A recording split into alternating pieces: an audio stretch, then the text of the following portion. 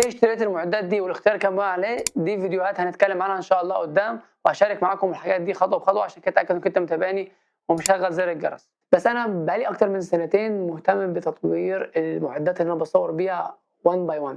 كان الموضوع بدأ بالكاميرا، كنت الأول باصوّر بموبايل النوت 9 وبعد كده باصوّر بموبايل بيكسل 6، مؤخرًا اشترينا الكاميرا كانون R50. ده كان بالنسبة لي التطوّر اللي هنعمله في المعدة اللي بتصوّر الفيديو. تاني حاجة كان تطوير بالنسبة لنا شريحنا للمايك ده اللي هو الهوليلاند لارك M2S.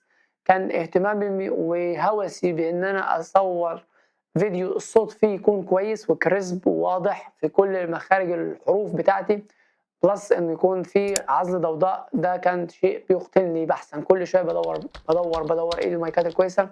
جربت المايكات اللي بسلك وكانت كويسة جدًا، وفي ناس على فكرة بتطلّع منها جودة صوت يمكن تكون شبه الجودة اللي طالعة من المايك ده دلوقتي ويمكن كمان تكون أحسن، لإن برضه عشان أعترف لكم اعتراف